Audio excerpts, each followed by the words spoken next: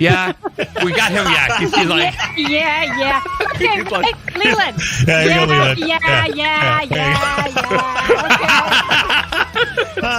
welcome to the Roger the Wild Child show. And oh my gosh, I didn't even get it. Fuck it. What? There we go. No! Yes! Woo! I can't. There we go. Yeah, Yes! It feels like Won't be the first time. Hello. I know I was very relaxed when we were pre-show, but when it goes live, I get very nervous and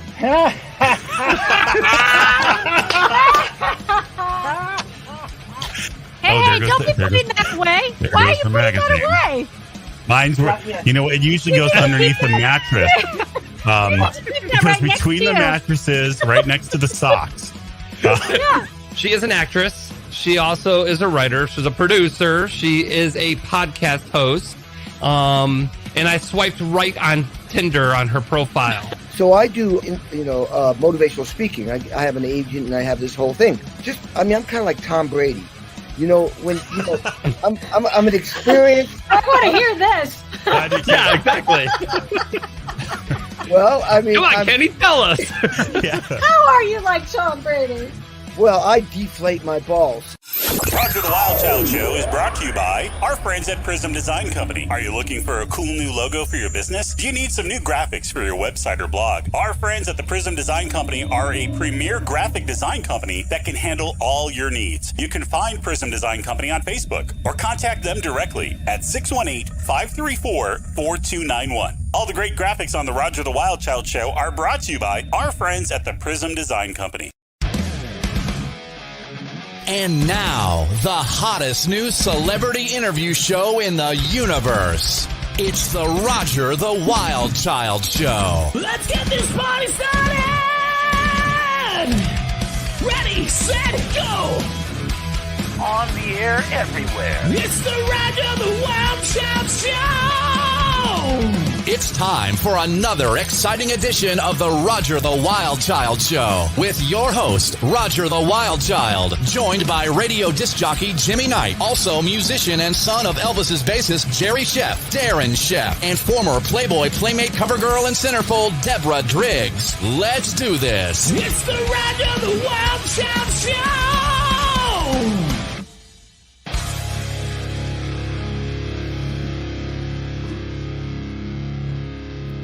Oh, yeah. Mm-hmm. It's that time. Oh, yeah. It is time for another fun, stellar edition of Roger the Wild Child Show. Along with Jimmy Knight, Deborah Driggs, and my homie from Nashville, Mr. Darren Sheff. Hey, Roger, can you speak up a little bit? Hello? Hey, What that was did the you just best. say? Huh? What did you just Can't say? hear you, Roger. My homie from Nashville. Yeah, did you get Roger, you're doing phenomenal. The sound is perfect. Thank you. Thank It's you, amazing. Deborah. I appreciate that. You're I worked welcome. really hard to get the audio where I need it to be. You're welcome. Okay. So we have Well, a great Jimmy. show lined up today. Oh, Okay. Yes. Sorry. I didn't mean to interrupt you. Go, Deborah. No, you Ladies go. first. No, you go, because I know you have a thing that you got to do the thing, so go. Okay, yeah. Okay, we got a great show lined up today. It's Anthrax. Joey Belladonna is going to be joining us. And ladies, heartthrob of Bold and the Beautiful. Yes, we do have Ridge with us. Ronn Moss. He's also with the group Player too. So we'll get to that here in a little bit. Okay, so let's talk about this. Oh, wow. Yeah. What's that? Well, I went to the Sammy Hagar concert on great. Friday night. Nice. Okay, but that's not Sammy. That was a lookalike of Sammy. No. All right. Maybe a big It's a little teaser. trim. No. But No. let me tell you, I had to take a picture with him, and then all night long, all these people were taking pictures with the dude. Now this is Thank Sammy. you. Yes. That's Sammy. Okay, I but don't think I would more ever is he get gonna that come guy. on? Is Sammy gonna come on the show? What's the deal with that? Yeah. You know, I really wanted to get backstage and be like, yo, Sammy, You should have painted it on your chest in lipstick, Sammy. I'm just going to to the reach out. Roger the Wild Child podcast and stood there and danced. You got to come onto the show. You should have told Sammy there's only one way to rock. I know. It's crazy. It's crazy. That guy actually looked a lot like Sammy. I don't think so. Few pounds lighter, a little younger. Too much younger, yeah. I remember. Yeah, and lighter too. Yeah. Okay, but you forgot about Rick Springfield, who I was in love with in high school. Yeah, Rick Springfield did an appearance with. I'm trying to cue something up, so if I'm looking away from the camera, that's why. You know what? You should have had all that prepared. Disinterested. My job is not that easy, Deborah.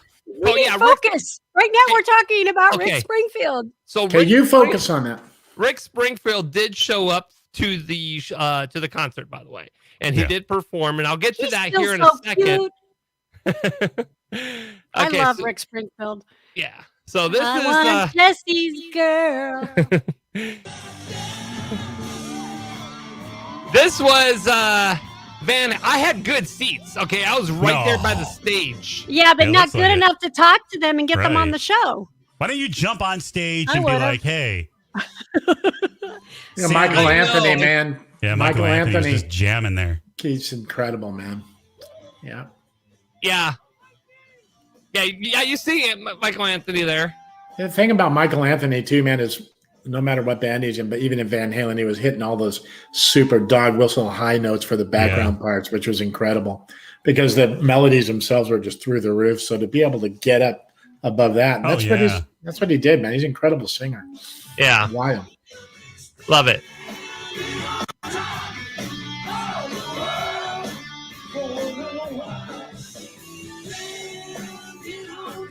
It's pretty cool. Those are good seats, man. You're blessed to have gotten. Yeah, I really did. Kind of hate. Where is Rick? Where is Rick? I'm gonna. Before we get going here, you keep bringing up Rick, so I'm just going to tell you one quick little funny thing about Rick. Okay, so tell me. When Jason, my brother, was like 16 or 17, he joined this band called Keen with the Keen brothers. These great guys, and they were this young band, and they were incredible. And they were recording their record over at Sound City, which is the iconic recording studio that Dave Grohl bought. Yeah, everybody recorded there. And so Jason was in there at 17 years old, and he was like a freak with like all the games, asteroids and pinball and all this stuff. And so Rick was recording one of his records in there too, in one of the other rooms. And Jason was such a freak, man. He just got on this pinball machine, and Rick came walking down. He's like, "Who the hell is JRS, man?" And I was like, "Oh, that's Jason Randolph Chef. He beat your top score, dude." And that was like, the big thing with Jason. I've heard him tell that story. He goes, "It was just classic." So it's not like, "Hey, I'm Jason Chef. Nice to meet you." Rick Springfield. It was like the guy was all upset that somebody topped his score. It just happened to be Jason. God. Jason took it. God, I love that story. I'm never going to forget it. Yeah. Look at him. Great. Look how cute he is. Yeah. That's Rick. Yep. He was my high school crush. Sorry. Mine too, Deb. I'm serious, man. I had the hottest crush for Rick Springfield. My sister loved Rick Springfield. Didn't they? Everybody. My sister was really into Rick too. So. And then when he went on General Hospital, I was he was. Mm-hmm. Yep. He was in my acting class. I mean, not my acting class, but he went to my acting school right before me. Yeah, he's. And when I found that out, when I started acting, and when I found that out, I was like, okay, I'm in good hands. If Rick Springfield went here, it was all about Rick. Did he sing Bruce? No. It's my favorite Rick Springfield song. Bye bye, Bruce. It was he never a just huge hit, but just did a movie. Favorite. He just did a movie a couple years ago with Meryl Streep, and he was actually really good in the movie, I thought. Nice. If you don't know the song Bruce, it's about Bruce Springsteen and people confusing him with Bruce Springsteen because his last name was Springfield. Yeah. The song is called Bruce. It's a wonderful song. It's one of my favorite songs ever. Okay, I'm going to listen to it Yeah. because I love Rick Springfield. I love you. I love you. I love you. Okay, next. And that's welcome to my world. You look like you had a fun time, Roger. It was a blast. Thanks for booking him on the show. All right, Jimmy, what did you do this weekend? I watched Deb's movie. What's it called again, Deb? The Night Rhythms. Night Rhythms. That's Night right. Rhythms. So, Wow, feedback, Roger. Something's feeding me back. So I watched Night Rhythms, which is was that a Playboy movie or was it just a No? It was just it was random, not a Playboy movie. It was I don't remember who the production company was. Was it like an HBO something, or did they ever show it on? I mean, I think it ever showed aired? on the Max or whatever. I Yeah, don't, Martin Hewitt. It was his movie of him trying to make a comeback because he was really big after Endless Love.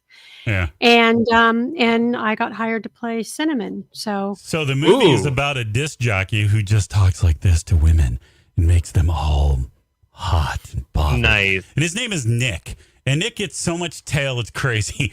Nick is banging everybody left and right. Okay. So that's all. That's the gist of the movie is Nick is just banging people left and right. And good for Nick. I mean, hey. But anyway, long story short is Nick then gets framed for killing some girl, which, by the way, I figured that out. And I texted Deb as to like halfway through the movie who I thought the killer was, which I was correct. But then Deb plays a bar owner, which there are never any patrons in the bar except for Nick. So Deb plays Cinnamon, who owns a bar for Nick to drink at. But Deb is really awesome in the movie. Deb plays the role perfectly. Thank you. But then I get really pissed off because did I die? I'm going, Deb is going to hook up with this Nick. Cinnamon's going to hook up with Nick. And I don't want Cinnamon to hook up with Nick because Cinnamon is really cool. She's like look, you're the only girl in that movie, lady in that movie who appears not naked the first time she appears on the screen. So I'm rooting for you the whole way because everyone else is just getting that Nick D. And I fell for it. I know. So then Cinnamon ends up at some Does point. Cinnamon die? Yeah. I forget. No. You live. You don't remember this? You live happily ever after?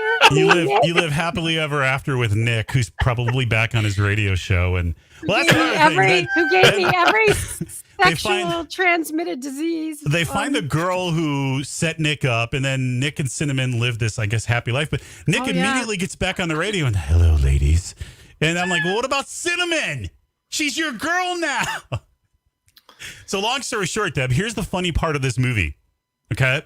First of all, you're really good in the movie. Like you did a really good job. Like out of all the people that were in that movie, Nick and you were the best in the movie. The rest were all just like, hi, I'm act. Long story short, I had seen the movie before. You had? Really? Halfway through it, I went, I've seen this fucking movie before. I don't know where I've seen it, whether it was at Cinemax After Dark, if I went to Blockbuster. Yeah, it was an After Dark movie. Yeah, but I'd seen that movie before because it's like a soft porn movie. Yeah. It's like semi-porn. But any movie, if I'm flipping down on a movie and I see a picture of a microphone on a movie, I'm going to watch it because it has something to do with broadcasting. So that's probably why I stopped on it. But I'd seen the movie before, so I'd seen you in this movie probably. Do you know I have 20 never years seen? Ago. I have never watched the movie. Oh, we should do a watching thing for everybody. No. I do not want to watch myself 30 years ago. The other thing I noticed, and I know we have guests and we're going to get them on. I apologize for it, but I really I had have to tell you this. a story about one of our guests today. But the funny thing is that out of all the scenes that involve others and Nick, Deb's was like 2 seconds. Deb's was like, everyone else is going on for like minutes, and Deb was like, oh, Nick, and oh, Cinnamon, and it was like, boom, they kiss, he touches once, and then it's over, and I'm like, okay, I'm good with that. It was not a fun scene for me to do at all. Yeah, I was going to ask you about that, but I'm not going to intrude. No, it was not fun at all. You know, the thing about doing those kind of scenes in movies or anything that involves nudity is it appears as if it's just you and the person. Yeah. There's lighting people, there's gaffers, there's the boom, and everybody's talking, and it's very odd. And then it's like, okay, action, be sexy, be intimate, and you're like how? And so I was really like, can everybody go offset and be quiet except for who needs to be here? Because it's a really weird situation. Yeah, Deb was awesome in the movie. So the craft service guy Thank you, Jimmy. Thank you for saying that. You are. I mean, I'm not just saying it because you're on the show. I mean, you really played the part well. I mean, thank you. For that type of a movie, for what it was, I mean, you were a believable character where the rest of them were just like, I'm here to screw Nick now. Yay! I'd like everybody to exit the set, but the craft service people can stay. Hey, keep the donuts. Keep the donuts and the coffee. There's a lot of comments about just what we're talking about right here. It's crazy, man. Yeah, the chat room is blowing up right now. Louis is in there. Yeah. Cliff Hill is back. See, what we're doing is we're the see, I know we're the host, but you know what we also are? We're like the warmer uppers. We like warm up the audience before we bring our guests on. So the guests come on and everybody's all stoked and ready. So Ron and his beautiful wife Devin, our friend, I've spent Thanksgiving with them with my kids. Nice. Oh, have you? Right on. Yeah. So when I reached out to Devin, I was like, would Ron like to come on the show? Because we talk about Player all the time on the show. Baby, and because we're like, this is like, it's the best. And this is like so perfect because people who watch the show are going to love him. And then I just met Joey and his beautiful wife, Krista, in New York. So this is kind of a very serendipitous show. Right, you were doing the Mickey Burns show. Yeah. Mm-hmm. So, awesome. I mean, what a serendipitous show to have them both on. And I had the pleasure of meeting them both. So we have a great show. Nice. Everyone who's watching, hi. Stay tuned because it's all going to be good. We're reading your crazy things, Cliff. We're reading all your crazy comments. Don't worry, you pervert. I know you're reading my smart-ass comments and trying to decide which ones you should put up on the screen. Okay, Cliff, you're up on the screen. There you go, Cliff. There you go. Oh, my God. We got you know what? I think... Does this guys, I have to ask a technical question. Go for it. The lighting, does it make your nose run? No. Why does my nose run every time I turn this light on and I start the show? Maybe just dim it down 1 or 2 notches. Okay. Just hit the negative button. I swear I'm like sweating and getting all excited. I was waiting for Darren to talk about what he said. Maybe I better take my top off. That's what she said. Talk about what, Jimmy? You're waiting to... the joke you made earlier. I was waiting for it to come back. Guys, drugs is not a part of my story. Do you know that? I've never done drugs. You got an 8-ball of blow over there and you're sitting there all pinned.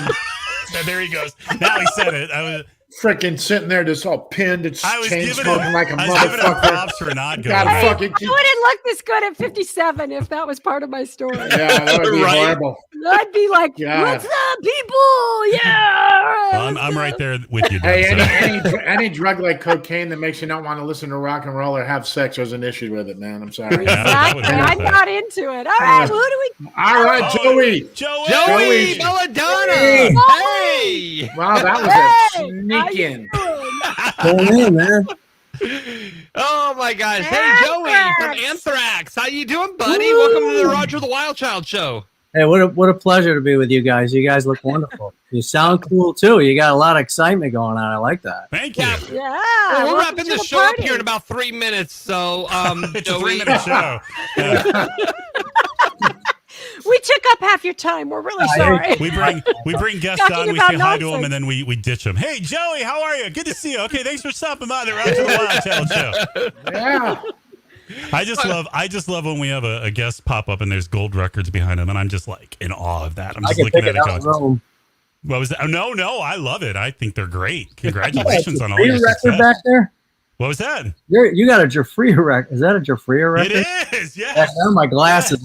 I see it is. There you go. There it is, right there. Awesome. Woohoo! By the way, Darren, I love Chicago and I love Jason. He's awesome. What a great replacement. I'm a big Chicago fan, so I got to meet him a couple of times, but I'm a huge fan. It was funny. I was just cutting some Chicago last night, so it's just interesting.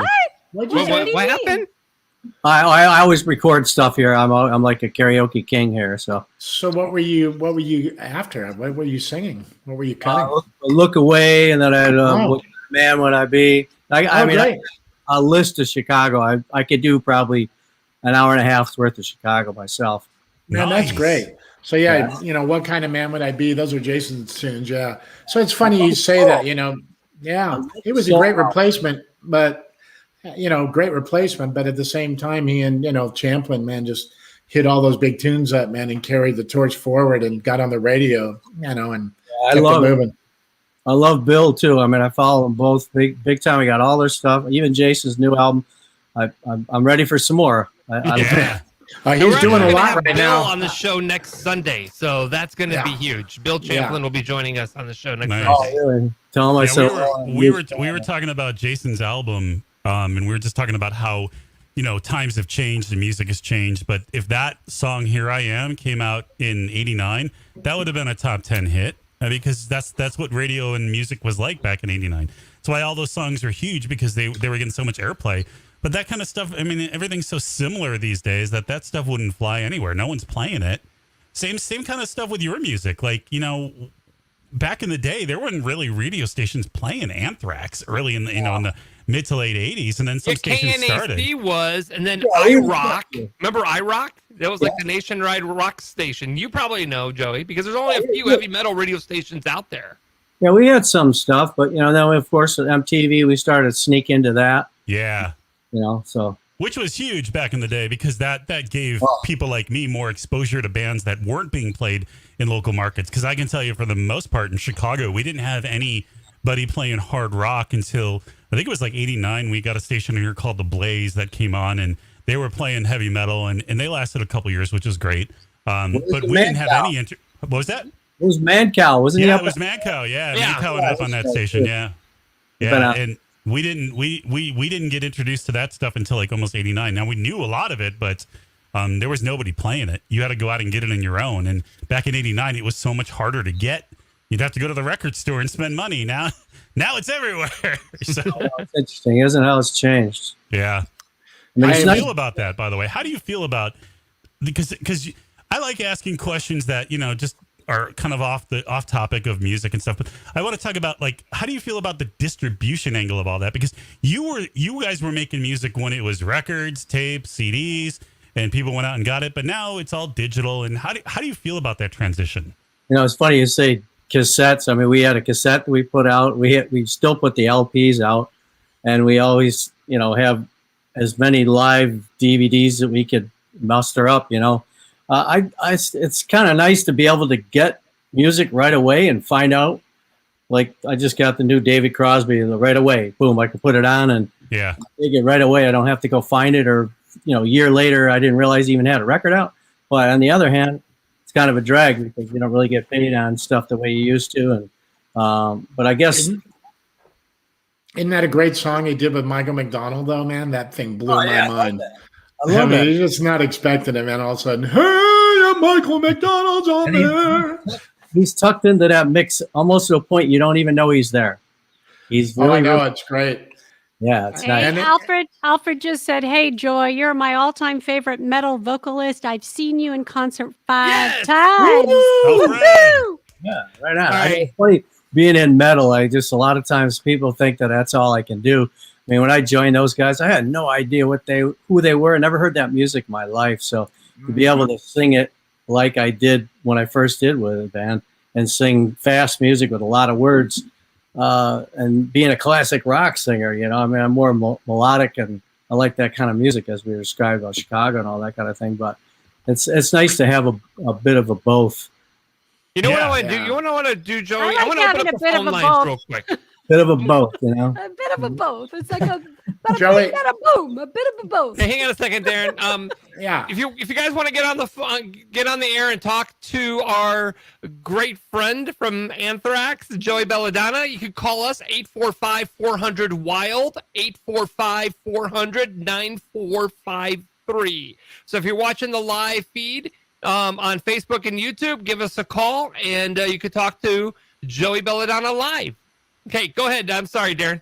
No, it's me too. Yeah. Hey, Joey, when you finish some of those tunes, you've got to share those with me and Jason, man. We got to hear you on those, because, I mean, that's why. And, you know, it doesn't surprise me either. I mean, Jason's the same kind of singer, man. He'll go for anything, you know, and you know, that's because he loves music so much. You obviously do too. So you guys kind of get pigeonholed into this him and that beautiful tenor voice, but trust me, he can turn it up and get pretty aggressive. And like you, the opposite as well. You need to get sensitive and sing something pretty, and, you know, without getting to the top of your dog whistle range and go crazy. I'm sure you can, and that's the beauty that you guys have that gift to be able to shift around, and that it's wonderful. So I want to hear some of that stuff. Yeah, got to share it with us. Yeah, right. I mean, I'm ready to recut some of a couple songs off that new album. And by the way, he's an awesome bass player too. Don't underestimate his playing. He's playing. Oh, I grew up with him, man. And trust me, I'm a drummer. So the two of us, I mean, it's been staggering since we were children. We're Irish twins. Still? What's that? Are you still playing now? Oh yeah. I mean, he's doing all kinds of recording and stuff. Well, we got to do something now. Absolutely. Wasn't he just doing something with Doors tunes the other day? Yeah. So my dad, Jerry Sheff, played all the Riders on the Storm, L.A. Woman stuff. He was the bass player on the L.A. Woman record. So that's our father, Jerry Sheff, the bass player. And so they asked Jason. Jason does a lot of charity stuff with Robbie Krieger, the guitar player. And so Robbie, just said, "Hey, Jason." It's the 50th anniversary of the LA Woman record coming up. And so it's just me and Densmore, the drummer. And he goes, would you play bass? We're going to recut Riders on the Storm and LA Woman. We're going to recreate the set that looked like the office building that they recorded in up on Sunset Boulevard. So Jason goes, man, I'd be honored to play bass. He goes, who's going to sing? And they go, you. And so Jason's like, what? Yeah. So, I mean, he was just out here with me like about a week ago, and we were just flipping out. We were isolating my dad's bass parts from, listening to him. And Jason doesn't need to do that, but we were just doing it anyway, just going, wow, listening to all the intricacies. And so, yeah. So, I mean, yeah, it's just wild, man. But this is about you, brother, man. I mean, Jason, everybody that comes on. Right. Everybody that comes. I'd love to come out there. Like I said, my Journey band that I have are all from Nashville. So I still have to get out there and at least woodshed a little bit with them guys to get back on track, We'll trade numbers after the show, buddy. I mean, I'm sure Jason would love to see you. That would be awesome. I'm in my studio in my basement. So there's Alfred. I love how you sing the Star Spangled Banner, the videos I've seen you sing at baseball games are always fabulous. We were just talking about that too. Yeah, before the show. Yeah. I was like, how come I could never go to a Cubs game and see Joey sing? What was that, Deb? Do we have any clips that we can show? Yeah, Roger, throw one up. It's throw one up. That sounds fun. Throw one up. Okay, let's go. I'll go ahead and search one up real quick. Please pick one from Wrigley Field. Yeah. No bias here. I think that night game was pretty interesting. Yeah. I bet night games at Wrigley Field are pretty much of a trip. And if you get them in the right key, man, boom, man. Your night games are rowdy. I think that was the first one I did was the night game. Okay. Yeah. Did you just do the anthem or did you do the seventh inning stretch too? No, I think we had to go and play that night. Okay. We didn't stay very long.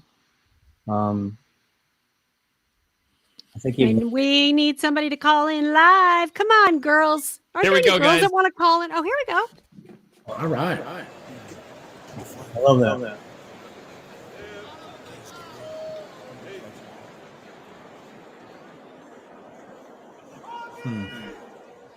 I don't hear any singing, Roger. Yeah. Not yet. We're marching out on the field yet. Yeah, fast forward a little bit. You can just go to a hook. You don't need to see the whole video. No, you don't need it. Yeah, wait till you see him singing. Yeah. Yeah, you can hear it right there. Was so proudly we held as twilight's last gleaming, whose rough stripes and bright stars through the perilous fight and the ramparts we watched were so gallantly streaming. Wow. Wow. What a voice. Yeah.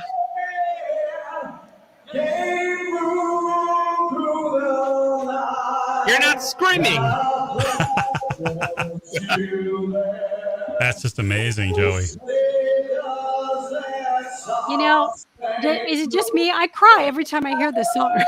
It's just you. It's just me. Okay. I just do. I love it. I get all chill. I get chills. I get all emotional. Yeah. See? Dude, that's insane. Yeah. I want to hear how he ends this. Wow.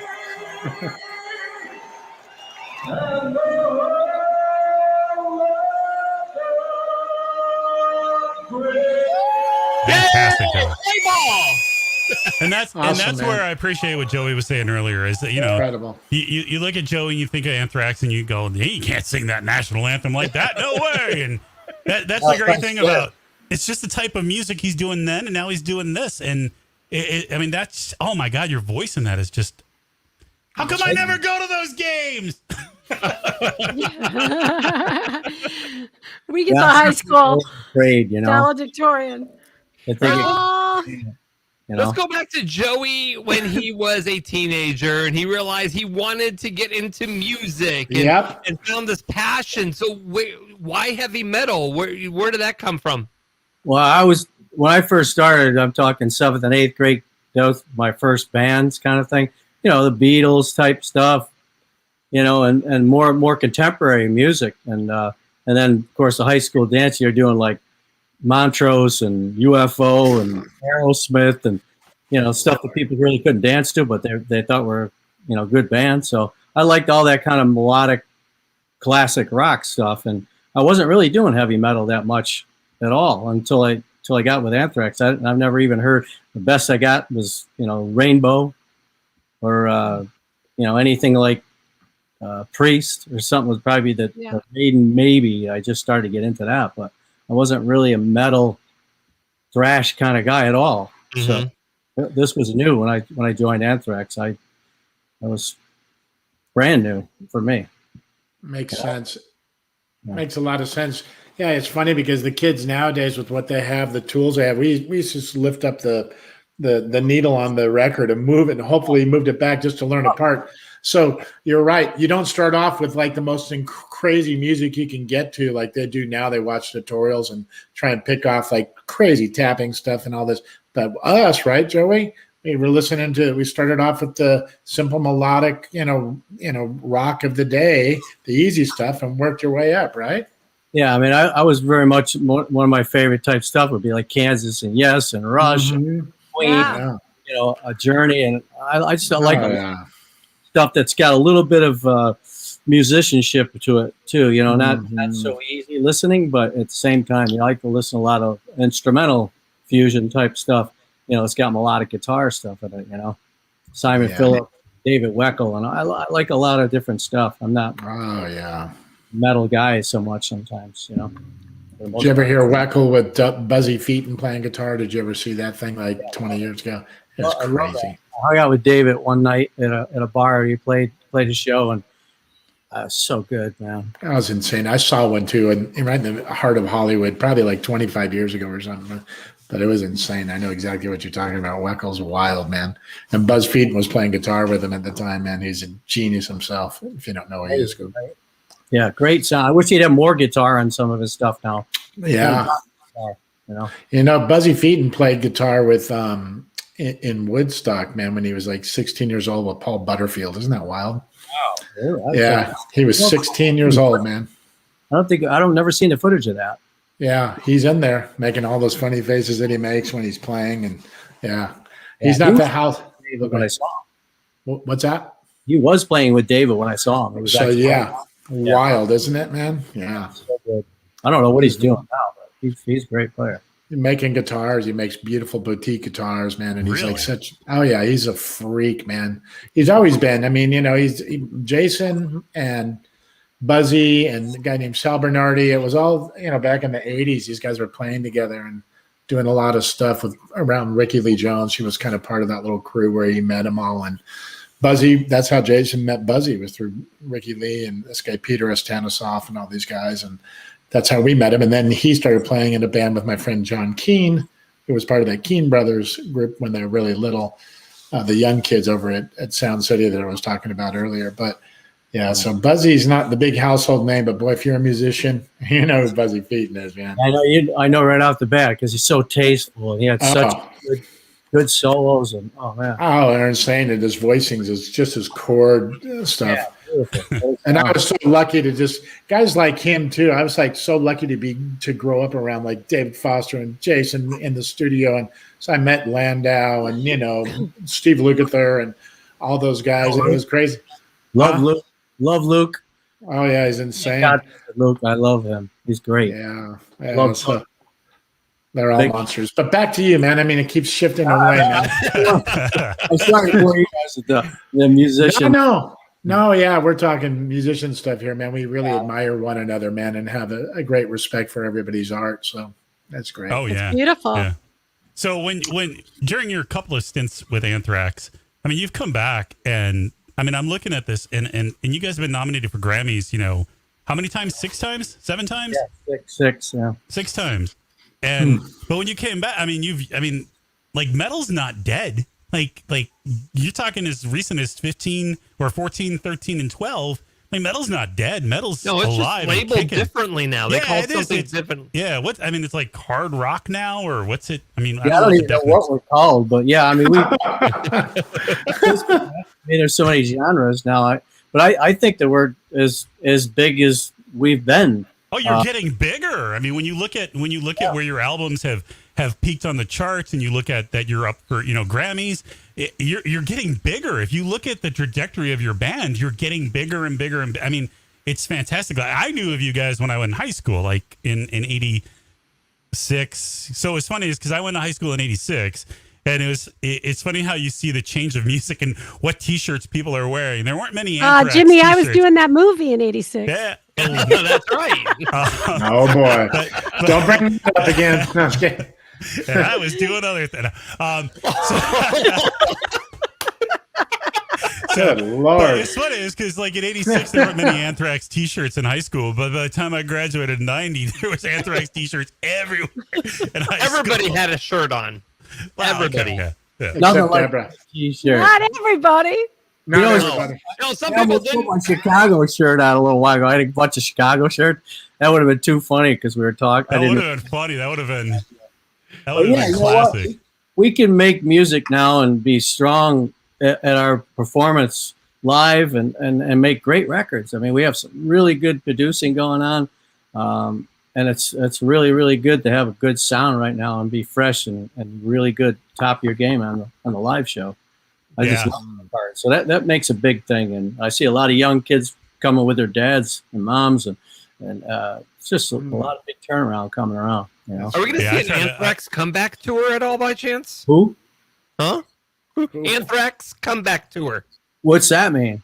I don't think it's a comeback tour. Well, I mean, are you guys still playing? Or are you guys going to? Yeah, we just played Wisconsin at a big festival. There's like, I don't know, 20 bands, a couple, and then we did Sturgis last week. Oh, cool. And how did that go down? That was ripping, man. I mean, it was a great crowd. I mean, they don't applaud there. They have their bikes in the crowd and they Oh, that's awesome. I love it. And we spent a week there with the vets, a lot of the guys great, man. You have Guitar for Vets. We're trying to get people back on their feet and, to get into with a group of people so they can learn how to play guitar and give them things to do. Good for you, man. Yeah, that's fantastic. Amen on that. Yeah. But the shows were great, and we got a Rocklahoma coming up not this week, but next week. Rocklahoma, I love it. Is that and like near Rocktober, dude? No, I'm just kidding. And all the DJs coming up in Rocktober. Oh my God, being in radio, those things used to drive me nuts. Rocktober, dude. You've heard of Rocklahoma, right? You've heard of the festival. Yeah, I like Rocklahoma. No, is that Oklahoma? Rocklahoma, yeah, right? Yeah, Oklahoma. Yeah. Rocklahoma. I drove through Oklahoma once. Dev knows that. Fun. Yeah. Rocklahoma for that show is the place we'll be. I don't know who the lineup is, but Oklahoma is pretty big. They have a lot. Yeah. Did you guys have a hard time during the lockdowns and all that stuff, not being able to perform in front of your audience, or were you guys working on new stuff? Or yeah, there's that was a long time to be off the road. I mean, it's our 40th anniversary now, and we would do 160, 80 shows a year.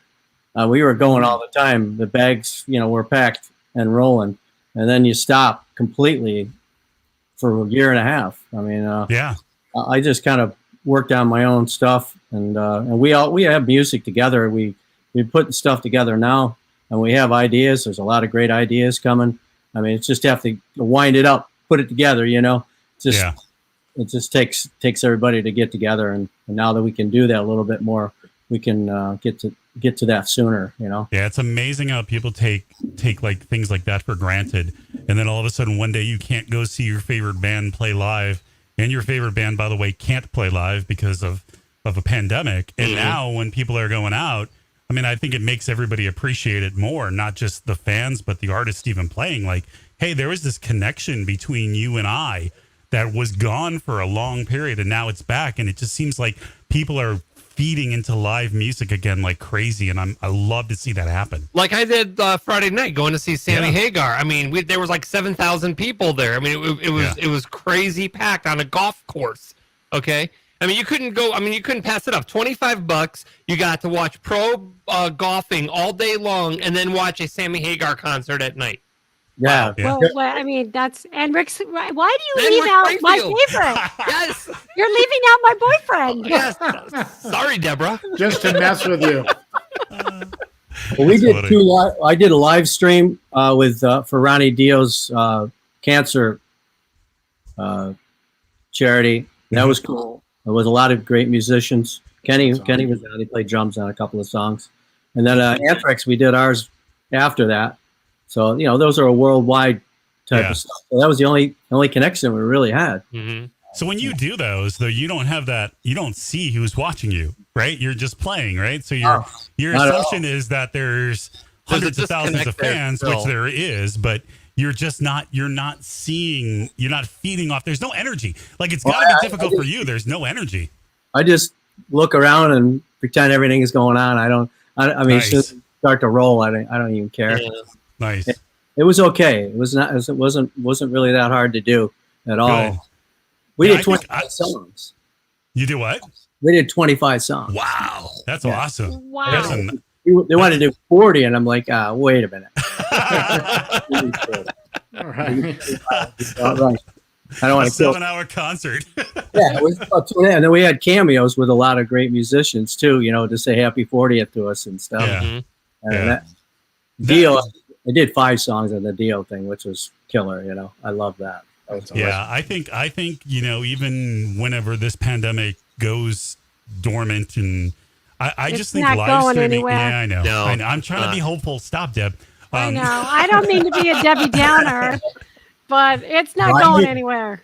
I'm with you. What were you saying? You think? I just think that live streaming and bands not doing this all the time, but doing something like this is another now avenue, another revenue stream, another way to get out in front of people who maybe don't want to go see a concert because they're worried about a pandemic, or like me, I don't really like. The older I got, the more I didn't like being in big crowds of people watching concerts. It was, I love live music. I would join the live stream any day to watch somebody sing with me. Myself. I mean, even though I was there, but even the deal when I loved sitting back and watching it. I mean, we did 3 days of VIP stuff with fans, like 25 to 30 fans at least a day.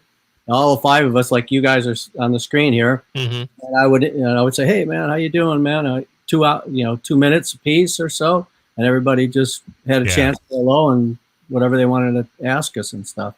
That was nice. That's amazing. See, I think that is where we're headed. I think that there's going to be both. I think that, for people that aren't scared to be in a big crowd, that aren't worried about the pandemic, will go and see live events. But then you've got this other group that you can cater to. And there's good money in that, I think. I mean, you can make great money. If we brought on somebody right now live with us, they pay a ticket to be here with us. I mean, I think there's both. Yeah, a lot of times you can't even find the band. Yeah. They don't come to your city, and you want to. Yeah. Right.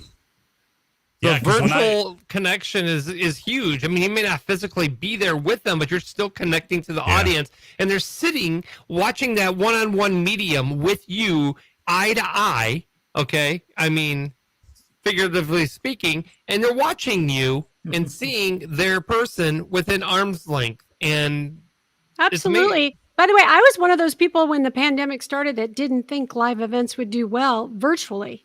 I was kind of the one going, how's that going to work? And by the way, some of the people who I'm friends with that do live events that are huge speakers, they are getting more people like in the thousands coming to their virtual events than their in-person events. So I was wrong.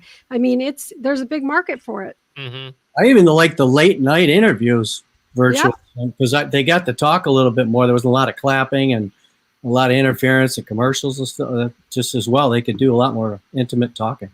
Yeah. Yep. I love this medium. I think it's great. I Me love too. doing this. Me too. I mean, you we wouldn't be here right now. I mean, seriously. Right. On a Sunday night, would you be? Exactly. Yeah. Sunday night, we're having a party. I mean, exactly. The Roger the Wild Child show. It's all happening Sunday nights, and we, of course, have Joey Belladonna here with us, having a good time. Thanks, Brian, for the comment. Watching on his 43-inch Vizio, 4K. What? What? Oh, wow. Yeah, Brian. And we are in HD too, guys. Yeah. So, of course, now you got that 4K. We're in high definition, so there you go. Yeah, I started. Hey, Joey. You know, I noticed that my wrinkles kind of went away. I'm looking a little better in this HD stuff. Oh, I want to wish Joey and Anthrax a 40-year anniversary of awesome music. Congratulations, guys. I mean, it's just awesome. That's from Alfred. Yeah. Alfred. Thank you. Hey, Joey, I got a technical question for you, dude. When you record, what's the mic, dude? That your go-to mic? What do you love to sing into when you record, man? What is it? Well, I mean, the last thing, in fact, I just did something for Triumph. I worked with a producer, Mike Klink. I don't know if you heard of Mike. Mike's did Guns N' Roses stuff. He did a great name. Yeah, and we just used the Neumann. Norman? Tube Neumann. It was sounding. Yeah. I don't think I've been using that lately. It's just I like the Neumann. It's a nice mic to have it. You know what's crazy? Yeah, of course it is. But back in the day, me and Jason were just talking about this last week. We're out here, and I go, think about all those demos we did on our little Fostex 8-tracks. The reel-to-reel back in the day. I said, we'd go to anybody's house, and none of us had like Anderson guitars and boutique like Tyler's, and it was like we had these crappy instruments, and you just go to your buddy's house to work on a song. You're like, you got a bass around here, man? Sure. Here, try this one. It wasn't anything fancy. And you plugged it into like a DBX 163X with one slider. And next thing you know, there's your compression. And you use that for everything. Your guitars, and it was a 58. And you did everything on it. And don't those demos sound incredible? It's like wild thinking back. I still have my 8-track cassette recorder. We did a lot of demos here. And we bounce all the drums down to a DAT. Oh, that's great, man. And then just track. We only had 58s. A DAT. Remember that? I just tried to put some of my DATs in recently, man, and there was noise on it. They sure faked this out back in the day. They faked this out saying this will preserve it forever, and I was just like putting some in my DAT machine recently. I was like, how about ADAT? Did you have any? Jason does. Jason does. Before we let you go, though, I do. Teresa Saban has asked if you have any upcoming shows coming on. So, well, there'll be Rocklahoma. I think we have one. What's the Kentucky show? Kentucky-homa? I'm just kidding. That was awful. That's a dad joke for the day. Louisville. I don't know if we can let that one Louder slide. Than Life in Louisville. Louisville. Yeah, that's in the middle of September. Okay.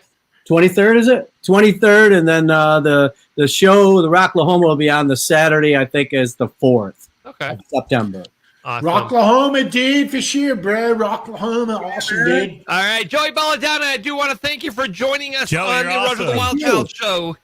And Joey. Yeah. Thank you, Joey. Keep rocking. Thank you. Bye. Darren, give Krista a hug.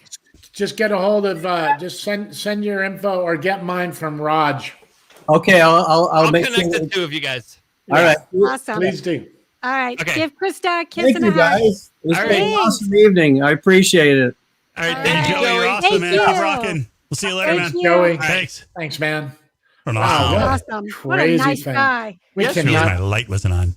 Oh my God. So He really nice. was super nice. So cool. It was great to hear that national anthem. Wow. I know. Wow. Wow. I was blown away. The voice he has on him, and he's not screaming into like Nah. the Well, microphone. that's the thing. Like those bands, even back in the early '90s, when you think about it, like remember it was a big thing that Extreme put out More Than Words, and everyone was like, "Oh my God, this band can sing!" And it's like, well, just because they're doing one type of music doesn't mean they're not able to do another type of music. Right. And the same thing, and then Mr. Big came out and they had their one song, To Be With You, which was a ballad, and everyone's like, oh, these guys, and it was like such a big deal that heavy metal people could sing. And it's like, well, come on. There was a lady they can sing. There was a lady in Hollywood, and she in the 80s, her name was Elizabeth Sabine, and she was the heavy metal vocal coach in Hollywood. You had the Seth Riggs group, which was my brother, Michael Jackson, all those kind of singers. Then you had all the heavy metalers. I'm talking the biggest of heavy metalers that went to Elizabeth Sabine. And her whole concept you ever noticed a toddler throwing a temper tantrum and screaming bloody murder, but they never get hoarse voices because it's coming from the right place. So that was her approach to go, wow, I'm going to show you how to scream and cry for an hour and not use your voice that way, because toddlers don't do it that way. They don't scream and then go, Daddy, can you give me some milk? It's like, oh, this is fun. Get me on the ride. This is really fun. So anyway, I'm sorry. Go ahead and finish your story. No, I'm done. I mean, okay, all right. Turn it into the Darren Shed show. This right now, please share right now on all your social medias. Share it, because we got Ronn Moss getting ready to come on the screen. Ronn Moss. So I want everybody to follow, share the episode, whatever you're watching it on Facebook, YouTube, and share it and let it just blast it all over the place. Right. Get an hot air balloon. Yes. Put a message on that. Get a skywriting airplane. There you go. Skywrite that thing. Ron Moss is coming up. Put it on your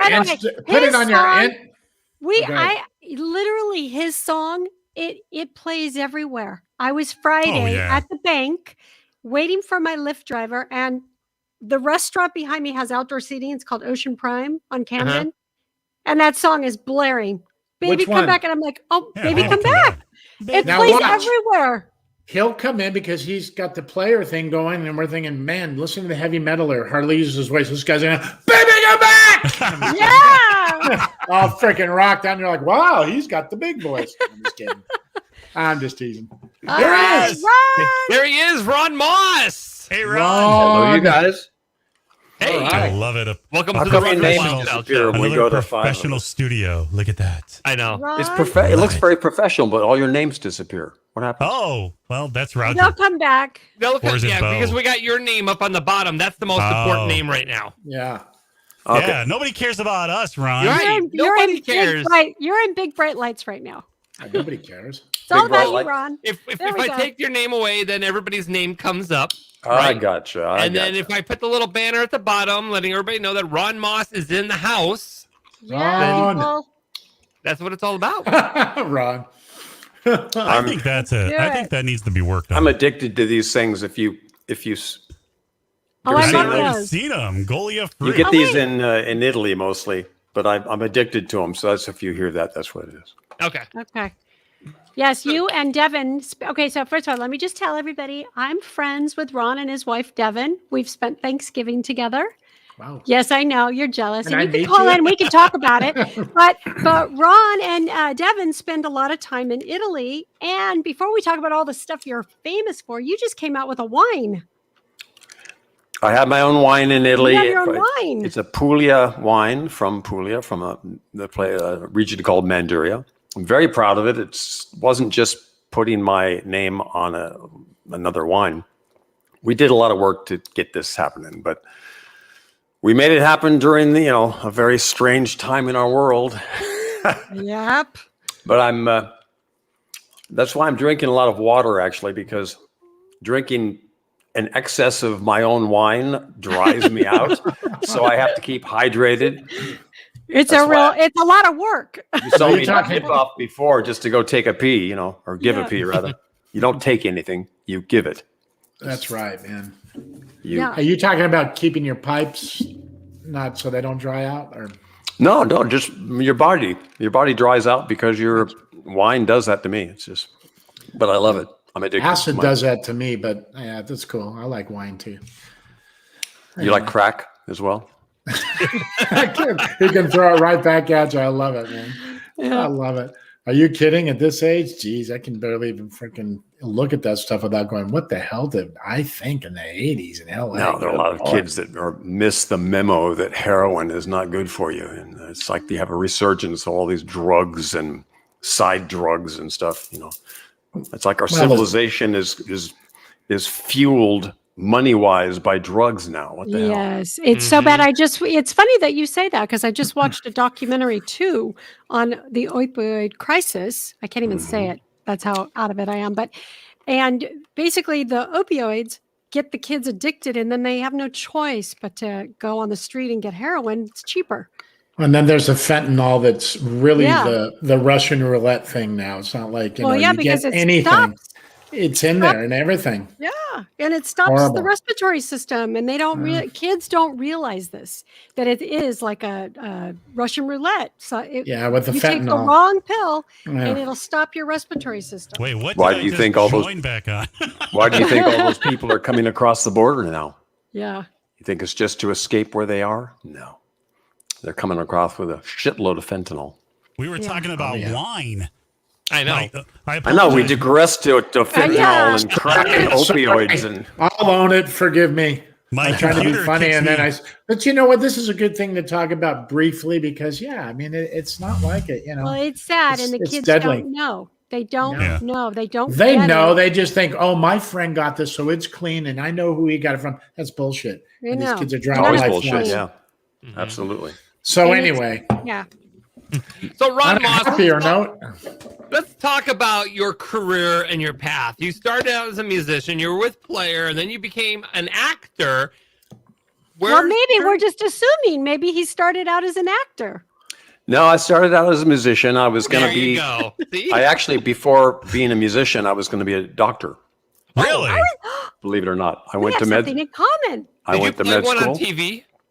I never played one on TV, but my first show was Trapper John. Nice. I remember Trapper John. With Parnell Roberts. That was my first actual little stint. But I wanted to be a doctor. I went through all the pre-med stuff, everything up through college, and volunteered in hospitals as you have to do.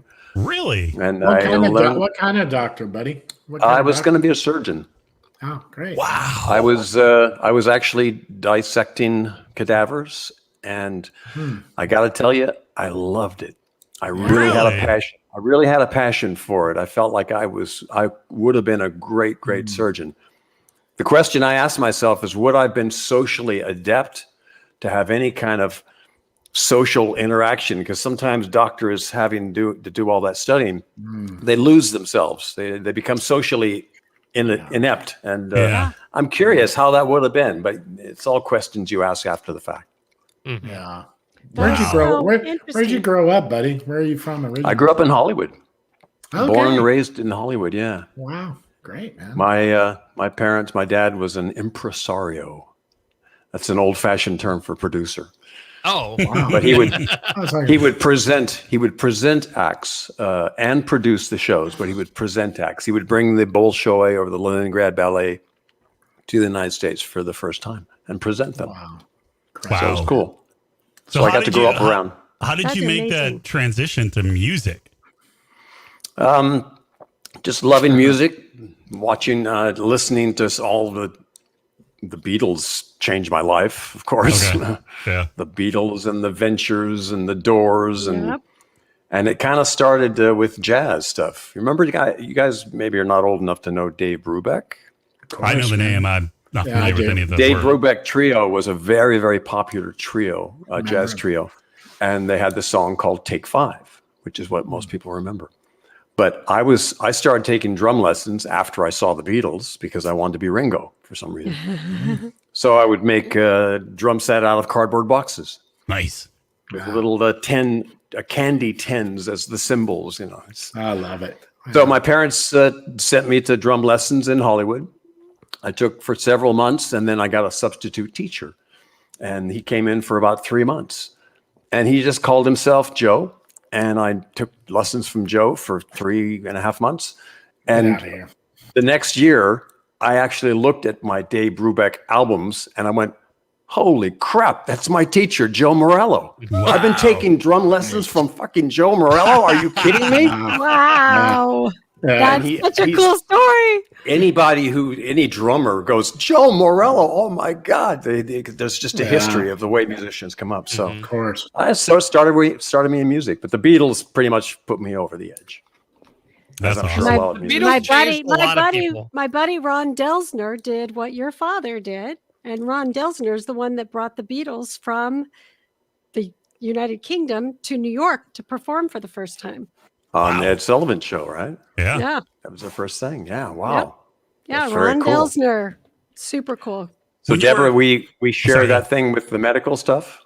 Yeah. So growing up, I wanted to be a doctor. That was my first, I had I didn't make it as far as you made it, but I had the kit as a kid. That was and that's what got me going, with all the toys and stuff. And you were playing doctor.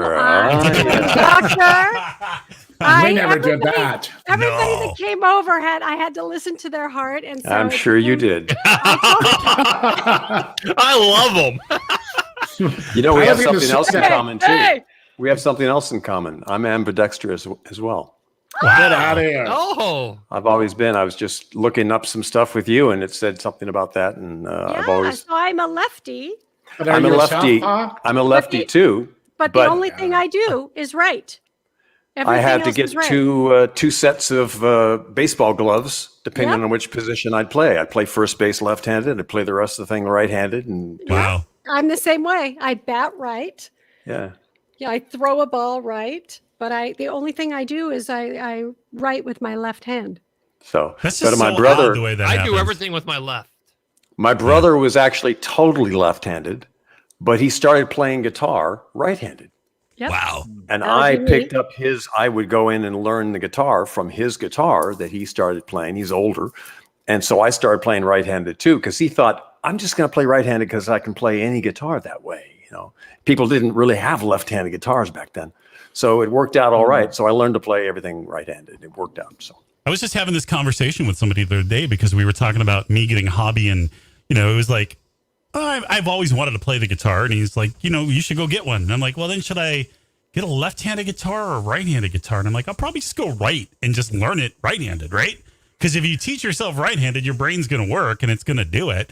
Sure, I've never played before, so it's not like I'm going to pick up a left-handed guitar and go, yeah, So I get that. I do a lot of things right-handed, but I am mostly left-handed. So, but I never had any confusion about it. Sometimes kids have a confusion if they're left-handed or they don't.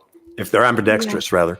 I would literally wake up knowing I'm left-handed in the morning, and the next morning I'd wake up and I'd know I'm right-handed. There was really no confusion. If you threw a ball at me, I'd grab it with whatever one, but there was no confusion.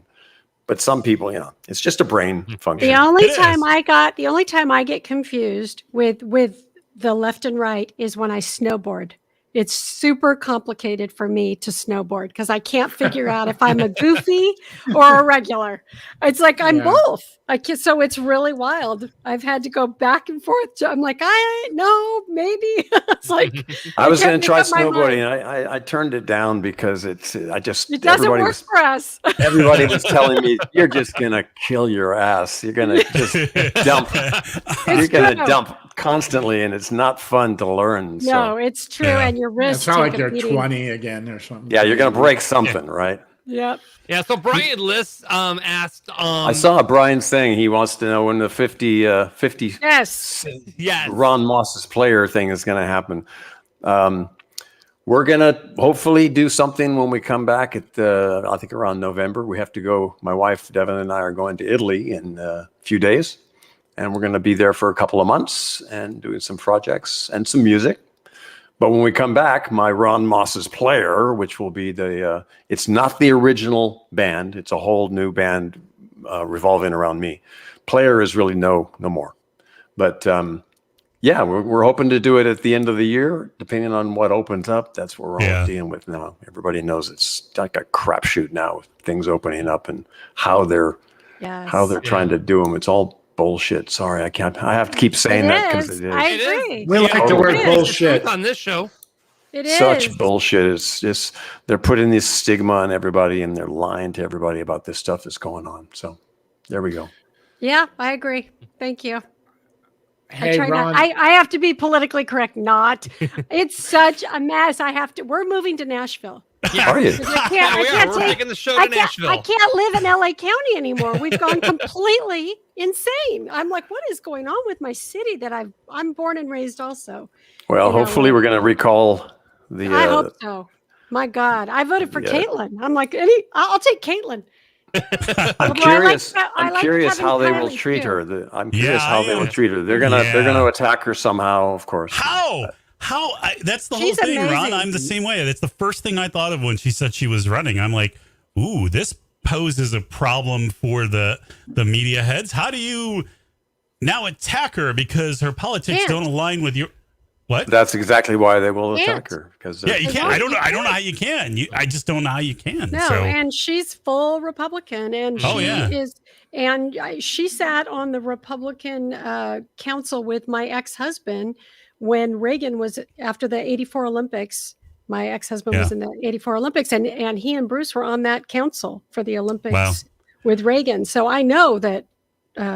It's gonna be very interesting to see how that all plays out. But if I already told I warned my kids. I said, look, if he doesn't get recalled, I have to leave LA County. I can't because they're going to require passports in my city. A lot of our friends are leaving. A lot of our friends are leaving. Yeah, I already have. Yeah, a lot of when I was Bruce, Caitlyn. Yes. Bruce was a father at my school. Our kids were in class together. Yeah. And Bruce was the only one of all this little hotty-toss school, I don't even want to say which one it was, that would talk to me in the morning. Really? If you said hello to some people, they'd kind of walk by you and just go, yeah. And get back in their Range Rover. And Bruce was the only cool one that would be chill and down to earth. Awesome. I know I've known Bruce and Chris since 1991. We were at a celebrity ski event with them in Deer Valley. And, obviously he and my ex-husband were very good friends because of the Olympic stuff. And I've had dinner with Bruce and Chris many times, and now Caitlyn. But yeah, he was always pleasant and always wonderful to be around. So anyway, it's not about him, it's about you, Ron. So. I know. And you and Devin are really pleasant to be around. Your wife is a gem, an amazing chef. Oh my God. She is. She's when you invite us over for dinner. Yeah. We should. We should. When we get back. Where is Devin anyways? Devin's out with some friends. She's out in the backyard with some friends that came. Oh, is she? Okay. We have some friends that came over to visit, and but yeah, she's a great. We're going back to Italy. We're going back to Italy. We also have a mutual friend, Scott Page. Oh yeah, Scotty. Yeah, we had him on the show. Yeah, we had him on the show. That's kind of why this happened with me, right? Yeah, because he mentioned you, and I said, I know Ron. I'm going to ask if he'll be on. Yeah, Scotty was wonderful. He was. He actually played in one of my favorite groups back then, Supertramp. Yeah. Yep. I loved him. One of my favorites too. Oh my God. I love Supertramp. He's a gem, Scott. But Scotty came over here for Devin's birthday and jammed with us. We were having a little jam session for her birthday a few weeks back. Nice. You were at Sue Wong's house not too long ago too, right? Yeah. We go there and do the same thing. We all jam and have fun. It's Sue has a couple of houses, but the main one in Los Feliz was a very historical house that I actually used to hang out at way before Sue bought it, when Arthur Lee of Love lived there. Oh, yeah. And he's the one that brought Jimi Hendrix in. He was a friend of Jimmy's. So that's why Sue has the Jimi Hendrix room, because that's where Jimmy lived. Mm-hmm. But we go there and have jam sessions, just musicians getting together and having fun. It's all good. Amazing. Love it. So 25 years on the soap. Yeah, let's talk about that. Right? How many times did you die? Come back to life? How many affairs have you had? I mean, come on, let's go. How about on the show, you mean? Okay. It's been crazy. I didn't even know actually how many times Brooke and Ridge had been married until the last day of work. My last day of work. Because they had six pictures out from our past weddings. And this was our 7th wedding. So we just went, wow, we didn't even know. We've been engaged about 11 times, but total marriages for me on the show, I think, are about 13 or 14. Incredible. That's crazy. You know, why can't that happen to me? You don't want to be married 14 times. I can't even get a second marriage. Come on, man. I was married to my stepmom. I married my stepmom. Is that insane? Only in the soap opera Sounds world. normal. Okay, There's no other women in LA except my stepmom that's already had a kid with my dad. Please. I have a legit question. Okay. Yeah, go ahead. When you as an actor on a soap are reading this, what are your initial thoughts? We go through the whole gamut of stuff and we try to make it work. That's our job, to make it work. And we don't have time to do a lot of finagling about it, like hashing out and going to the producers. Let's talk about, no, you don't have time. You just have to do it. Because you got 5 days a week to film. Oh, yeah. You got to film 5 days a week, pretty much, and you just have to do it fast. So there's no time to haggle. We had some situations where the girl on the show, who was my daughter, turned out to be my dad's daughter.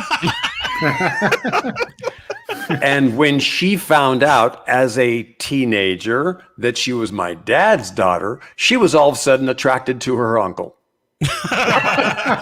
Sounds like my family, the my real relationship family. was. Not her uncle, but she was attracted to her dad who had raised her. So she as an actor and actress, had to come in every day and go, how are we going to make this work? Right. How are we going to do this? They are going to hate me.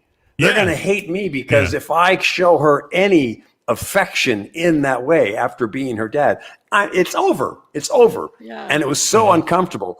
But so we just would play with it and I just kid with her and stuff. But it was hard for a while because they were writing it. And you know what the weirdest thing is? Half the people liked the fact that the dad and the daughter could possibly have gotten romantic. Half the people were into it. That freaked us out. That was just too weird. I'm telling you, I got into soaps for probably about 5 or 6 years. In high school, we'd watch them in the summers, and then we'd record them when we went back to school. And I never watched The Bold and the Beautiful. It wasn't. We were watching other ones, but I was watching All My Children in General Hospital. No, we were an NBC people. We were Days of Our Lives, Another World, and Santa Barbara. I worked on Santa Barbara. Those are our three. I worked on Santa Barbara. Santa Barbara was awesome. Santa Barbara was a well-written show back then. Yeah. We all were on the show going, we wish we had the scripts of Santa Barbara because they were so well written. Yeah. But let me tell you a quick story of how I actually officially got into acting from the music. Yes. I'm in the 3-story penthouse apartment on 5th Avenue of Robert Stigwood. Robert Stigwood was the manager of the Bee Gees. He was the manager of Eric Clapton. He was about to release the biggest record in record history called Saturday Night Fever that he played for us. We were on his label. Player was signed to RSO Records. Wow. Robert Stigwood organization. So Robert's playing us the just pressed acetate record of Saturday Night Fever. And we're just listening. The guys in the band, we're listening to it going, holy crap. Every song is better than the next. This is going to be huge. You could feel something was going to happen, right? So at a break, the guys went into the other room and Robert said to me, he goes, Ron, come here, sit down. I want to talk to you. So I'm separated from everybody, just me and him. He goes, have you ever thought about acting? I went, well, I love movies and all, but we've been working really hard we were about to have the #1 record in the country, hopefully, right? Yeah. And I said, no, I just want to spend the time doing the music. He says, you should think about acting.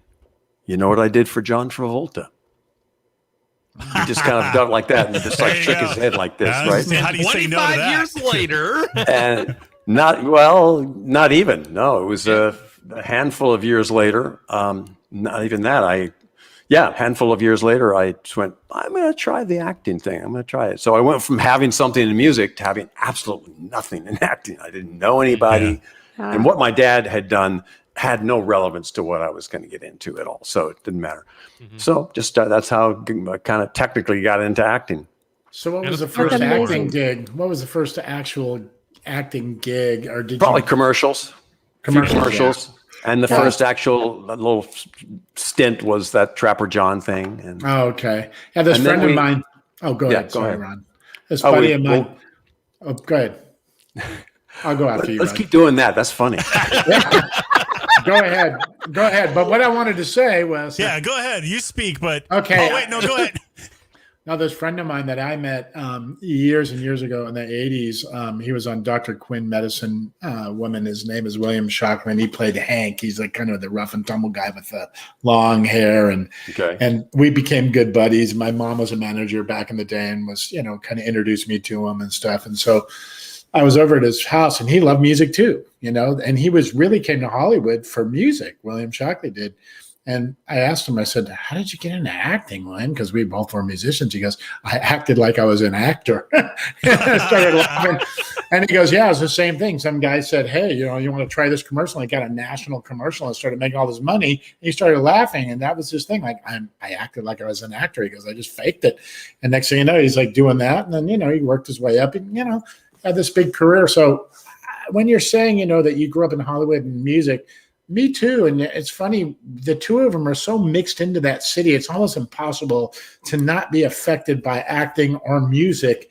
You can't avoid it in that town. I mean, even if it wasn't your goal, you're going to run across people in both sides of that. And somehow it blends. It did for us too. Yeah, there's such a history. Hollywood does have a massive history of movie making and stuff. And a lot of it started there. So my dad, way before I was born, obviously, was part of that old Hollywood growth. His weekend drinking buddies were Charlie Chaplin and Douglas Fairbanks. Wow. And that's cool. He managed theaters back then when he was a young man, and he was part of that old Hollywood thing. So he would go up to Hearst Castle with Marion Davies and William Randolph Hearst and be on the boat with all the Charlie Chaplin and all those people. It was interesting time, but that was a good bit of that Hollywood history that I kind of slotted into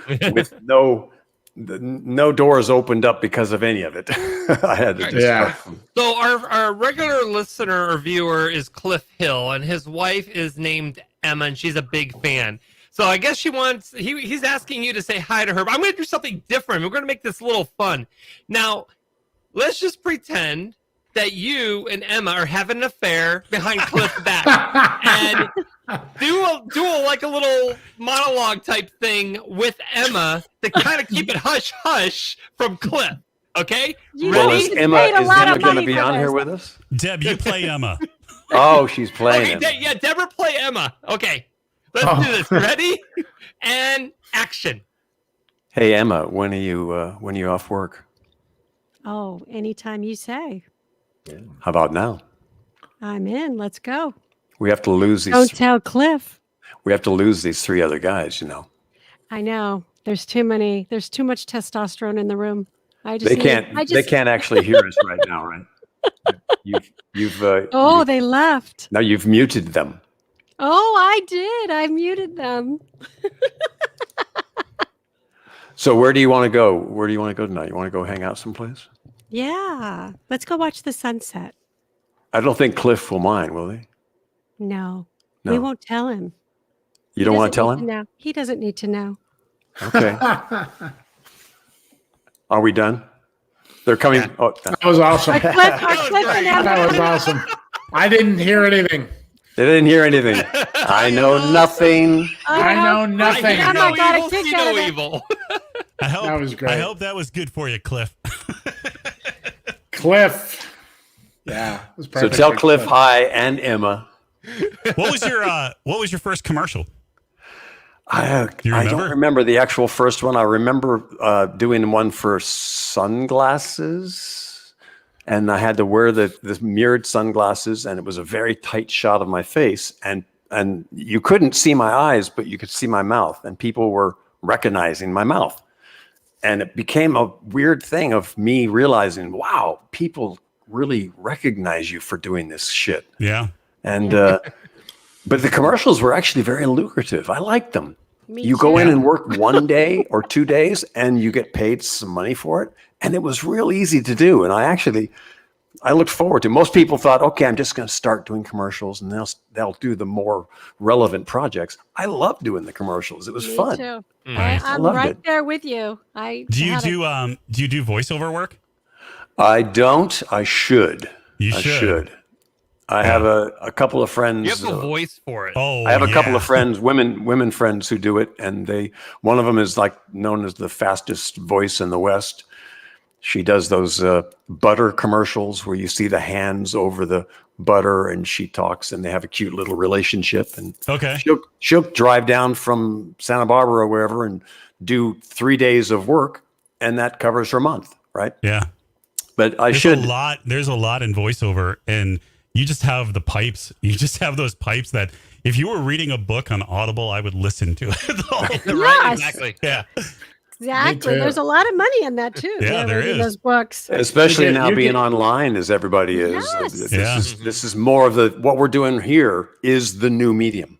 It is. It really is. Because just like Zooms and StreamYards and broadcasting like this has totally changed because of the pandemic. I mean, this never came about, but now everybody is doing it. Now you've got like radio stations, broadcasting live on StreamYard from the studio and, interacting with the audience. And you've got like musicians, interacting with their audience. This has been this is probably one of the up things that happened since the pandemic.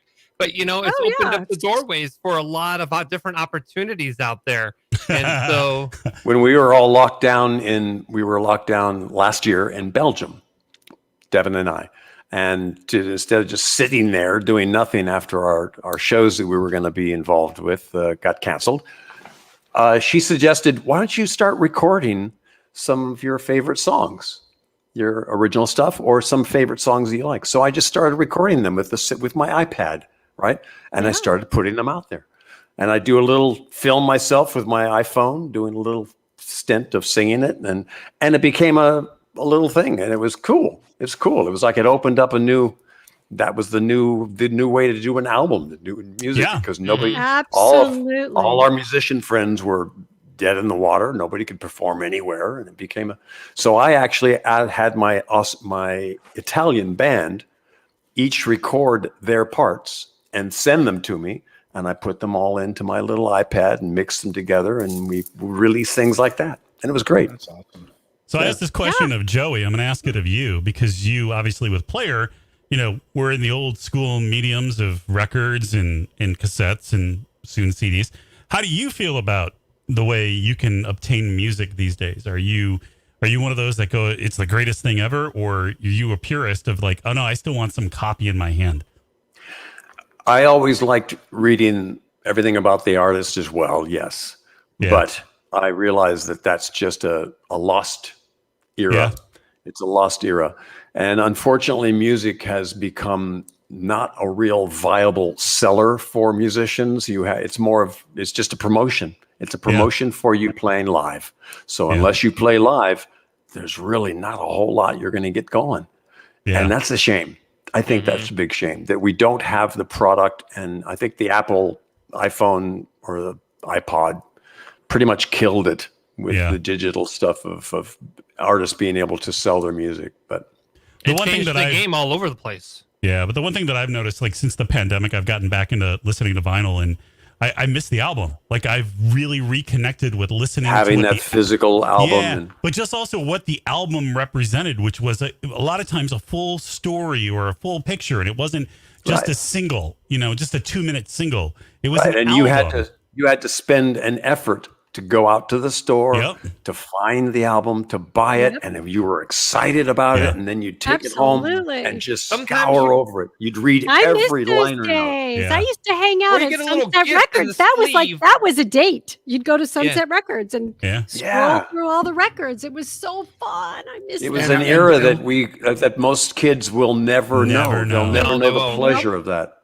Or to wear out a record. That are in the record sleeves, that little bonus little paper in like there, a calendar or order my T-shirt, and and what's funny is you can go back to some of these old records that I have up here. Some are newer, but it's funny you never see that. Like you go back to a record from the 80s and 70s, you don't see words like .com on it, and there's no there's no hashtags, but I wish all could exist, and they kind of do, but one overtook the others, and hopefully maybe one day all of them come back, those types of, physical copies of media. But again, I'm on the flip side of I love the digital side too, because I could go and grab something right away that I want to hear and listen to it. But then on the other side, I love listening to the album. Mm-hmm. My sister was hanging around the Sunset Strip during that whole thing with the era of the Doors and all, when everybody was playing in the Roxy and the Gazaris and all that. And she came home with a kind of a test pressing of Crosby, Stills, and Nash for a song. Wow. And even the Buffalo Springfield, the original Buffalo Springfield, the predecessor to that band. And I roar that record out. It was like the sounds that were coming out of that. It was just amazing. And the pops and all that stuff, it was part of it. Yeah, it was part of it. I remember. I missed it when I started listening to vinyl again. I'm just like, I like the pops. It's just kind of, I don't know, that analog sound. Yeah, that analog sound. That nice, something about you got 5 songs. You flip it over. You got to get up. It gives you a reason to get up and flip it over. So, but yeah, I like asking musicians from the past how they see this new world, and it's really interesting because I think all of you understand that it's there. It's not going away, and it's probably not going to change. And you're right, touring and being out there with your merch is the cash cow, and the record is just a promotion. But you do have to play live. You do. That's the catch now. And if you're a musician and you don't play live, I don't know what happens. It's sad because I watched a lot of the older musicians now that they don't want to travel and they can't travel, and it's become a hindrance, but they love music. This is their life, and they just have to kind of let it go. There's a lot of new artists out there that have music out, but no record label, but they put it up on Spotify and all those digital media. Those are the new selling points. Yeah. And they're got 2 million downloads and stuff like that. And they have no record label, and they're just making money off of their downloads. I hope so. I hope they are. I really hope they are. Remember what was the that streaming thing that came out that was doing Napster? It for free? Napster, I remember that. Napster was like a plus and a real minus. The minus was they were giving your music away for free, but the plus is it opened up a whole gamut of other artists that would never get a record label and were able to put their music out even for free, but they could have people listen to it and develop a following. And that was MySpace too. MySpace became a music social media page where artists put their music on MySpace, and that's how they got acknowledged. Yeah. So now I'm trying to put my music into a movie or something like that. Which is there you go. Huge. We were talking about that last week, that there's the 80s put out some amazing soundtracks. Soundtracks are amazing. This last 2020 year, we in the middle of the pandemic bullshit, we actually filmed a movie in Italy. Really? And now that's why we're going back to Italy to present it, to do some screenings and stuff. But it was this little romantic comedy called Surprise Trip. Nice. I love it. And Ron, talk about you have a web series that I know about called The Bay, and it's won Emmys. I saw Cliff asked about that. The Bay is a series. Gregory Martin has been doing The Bay for many years as a little 10-minute online type of show. And then I joined, and we kind of expanded it, and we started, we became the first show like that to be accepted into the new digital category for the Emmys. Nice. Congrats. We were the first ones. And so they started giving us Emmys over Netflix and Yahoo and whatever other mediums that had a lot more money to put into their shows, believe me. But our little we got the Emmys several years in a row, and it was great. It was a great learning experience. We enjoyed doing it, and we were definitely the underdogs. And then all the other people started coming up with their digital series as well, and became something else. So it's cool. Started a trend, didn't you? That's another great avenue for actors to do web series. I was playing a different character, which was fun. Other than Ridge Forrester, I got to play John Blackwell. He's kind of a badass guy, and it was fun. It was fun, and I had the other hat of doing the producer as well, being a co-producer on the show. So it's all fun. I just want to be creative. I just want to continue being creative. Yeah, and see, and that's where this whole technology thing has changed, because you for media, for like television and movies and all that stuff, it's good for that because of these web series, and as you know, all these new TV shows that are popping up that are on all of these platforms. It's riveting television. I mean, there's really good series now because of streaming platforms. So if you're in that area, it's great. But music, you know, it's kind of weird how it just kind of, there's really no balance there. But yeah, I can't. I'm gonna actually check out this Bay. I wasn't aware of it, so I'm gonna check it out. I have to ask you though, Celebrity Wife Swap. How did that go for you guys? For you and Devin? We were asked to do that, and initially we didn't know if we wanted to do it, but we at that point we thought, okay, we can use the money, and it won't be that bad with people we talked about.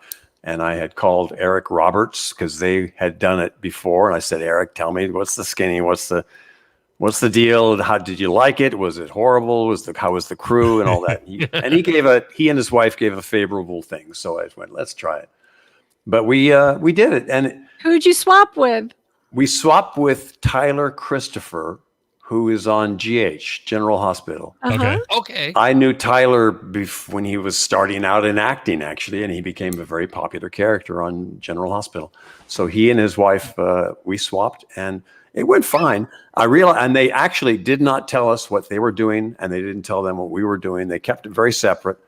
But I realized that they were coaching me more than I thought they probably would. So I got they would go, okay, Ron, because she and I got along great. We were having great conversations, and a few minutes in, the producer would go, okay, this is great, guys. But Ron, we need you to push back a little more on this, and we can do it.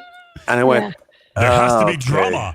Okay, I got it. So I had a feeling that their side was doing okay, so we had to be the rub. We had to be the ones kind of, because they orchestrated a little bit of that, reality show. Of course. They're not reality. How long did they film? How long was it? We were doing it for, I think, a week and a half. Okay. Week and a half. Yeah.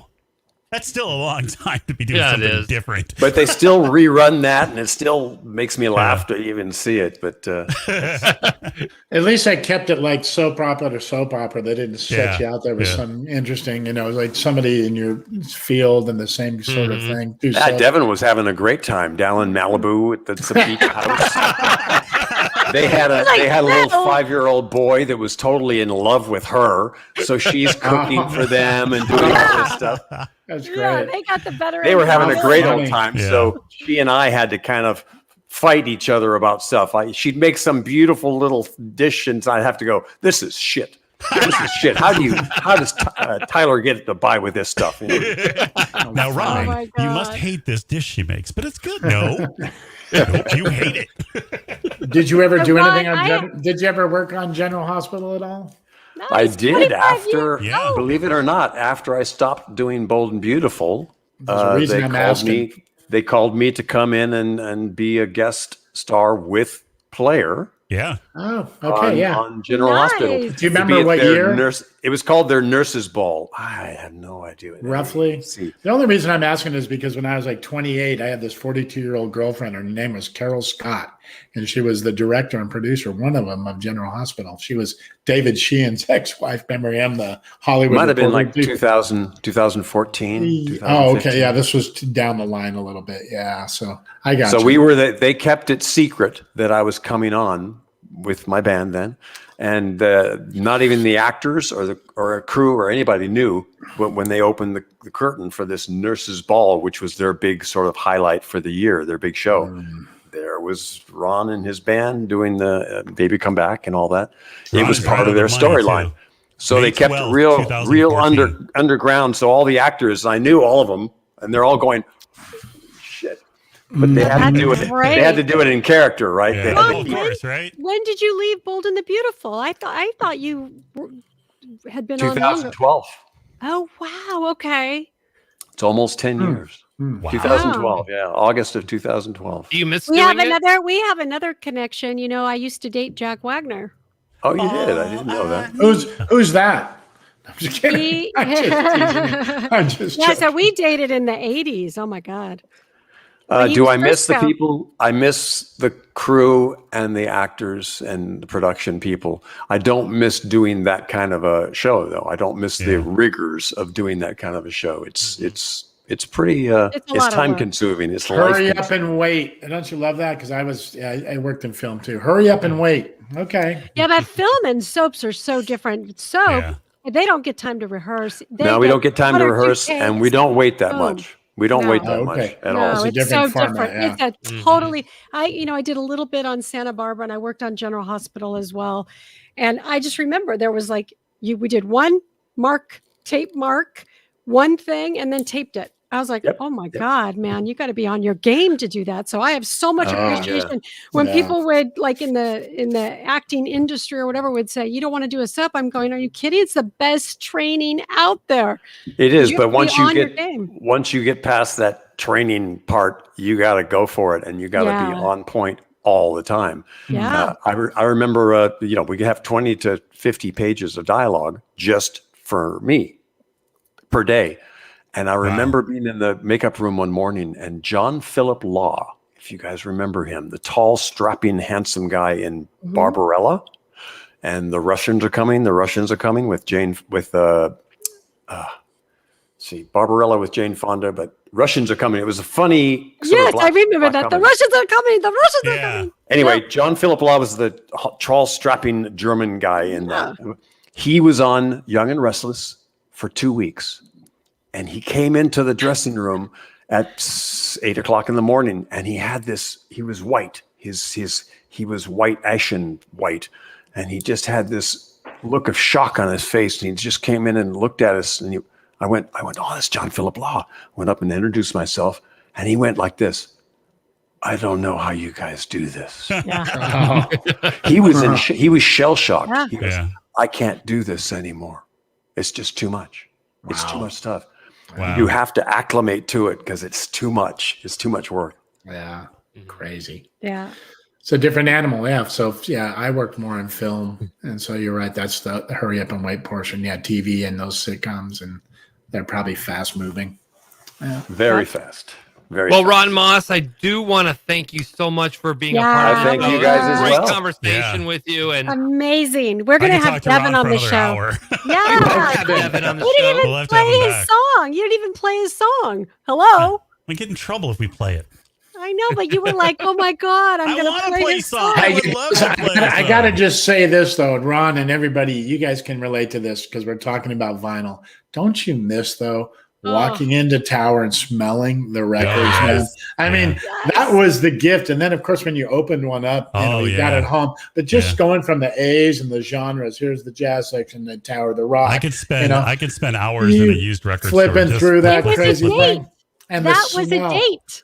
Yeah. What a weirdo. We're going to get a bite to eat and go to Tower Records. It was a date. You had to work to listen to music. Now you don't have to work at all. You just put on your iPhone and pull up something, and you listen to 30 seconds of it, and then listen to something else, and then listen to something else. I just bought a clean copy of Madman Across the Water by Elton John. Nice. Wow. I had the 8-track when we were kids, but that's my brother's hero, Elton. So I got the record, and it was in mint condition later on.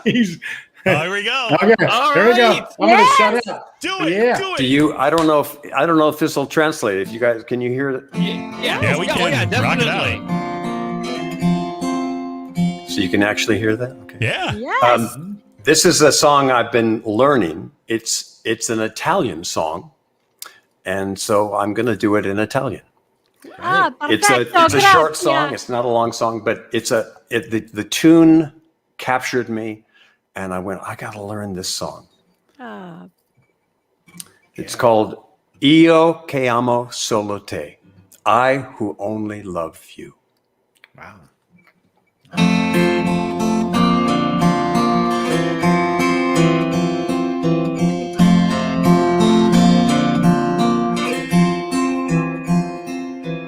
C'è gente che ha avuto mille cose, tutto il bene, tutto il male del mondo. Io ho avuto solo te,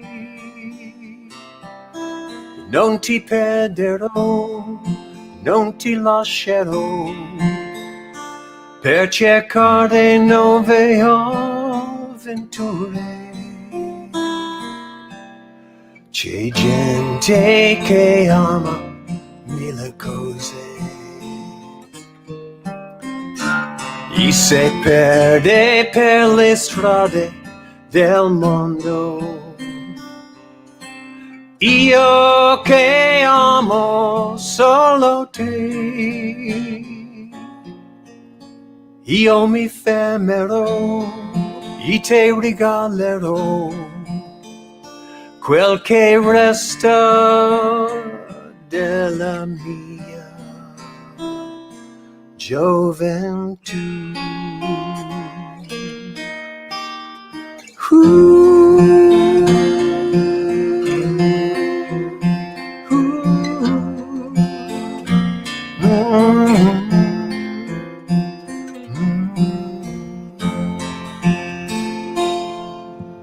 Wow. That was awesome. Beautiful, man. I'm ready for pizza. Perfetto, grazie. That was grazie. beautiful. Incredible, man. Perfecto. Ah, grazie I mille. got goosebumps while he was singing it. Hey, Ron, really Thank you quickly, guys I know so I keep much. I keep saying really quickly, but what part of Italy, man, is it that you frequent? You know, like what is the spot for you that you love the most of Italy? For many, many years, it was Roma. Roma was my sort of home away from home. I have some friends there I would always stay with. And then it became Puglia, southern Italy. If you look at a map of the boot, you know, the boot of Italy, Yeah. it's the stiletto heel is all Puglia. So I fell in love with Puglia, and my producing partner lives down there. So we have a place down there that we go to. I'm going to be spending most of my time this time in Milano, which is kind of a big gray city. It's not a real pretty city, but I've grown to love it as well. So Puglia and Roma, and there we go. The reason I ask is because I remember the first time I went over to France and I took the TGV, the fast train down to Marseille in the south of France, French Riviera. And everybody's going, wait till you see this, man. And I left the French Riviera, got down into the Italian Riviera, and I went, what are they talking about? The French Riviera? Thank you. I mean, I was up in the you. hills in these quaint little freaking places. agree. And I was just like, this is gold, man. I mean, I couldn't believe it. And I was like, fell in love with it too, man. I get it. That's incredible. By the way, And Italy I is agree. still very much the way it's always been. Yes. That's great. It's not like it's changing.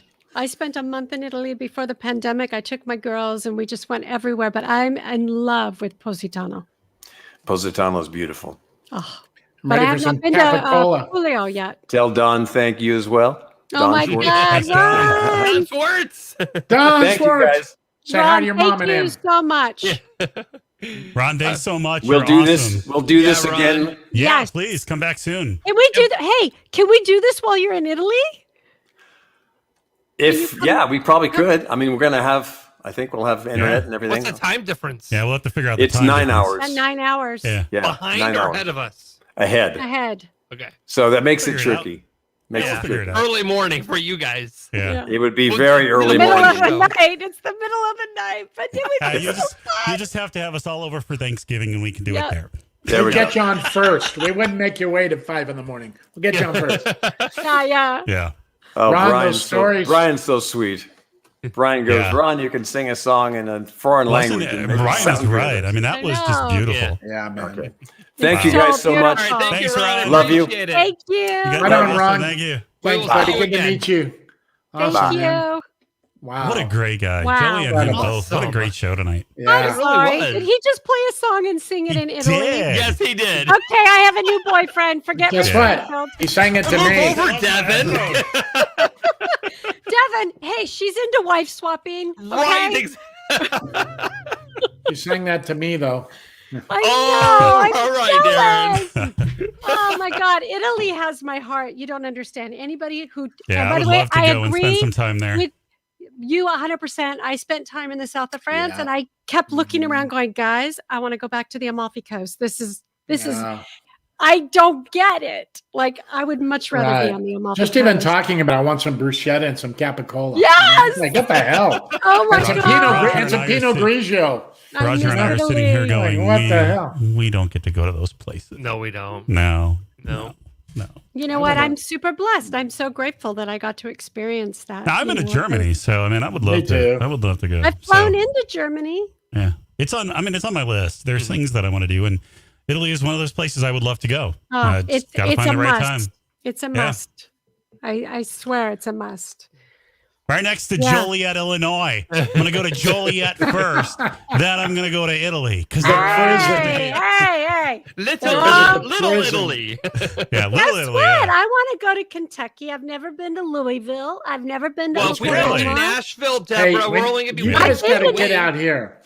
Come out here. Hey, okay, Darren, we're coming. We're going to have a studio. We have to start visualizing. We're doing And this. you're right. You're right. Puckett's is under contract right now. I was looking at it today. But at any rate, that whole because I was thinking about buying it when I was there in October. You're lucky you didn't. It's a lot to run. Trust me, the feed mill, my grocery store and my old historic feed mill that I bought is scaled down compared to that, and it's a bear. It's not a bad thing. But you're dependent on so many people to help you make that work. Yeah. And I was running out of air as I was telling. I kind of tell us about. You're gonna need this card when you get full card coverage. Remember Telly Savalas and those cards, man. But anyway, what great history? Who knew? Who knew that Ron had all that Hollywood history? I didn't know that, Steven Weber's coming up on Wednesday night. Next Sunday. Special show. Yes. Bill Champlin from Chicago is going to be joining us and talk about his new stuff. For Jimmy, Deborah, Darren, producer Bo, Joey, and Ron, I'm Roger the Wild Child. Yeah, you guys were awesome. Woo. Wow.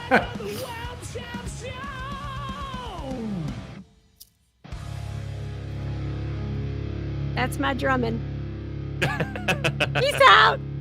See ya.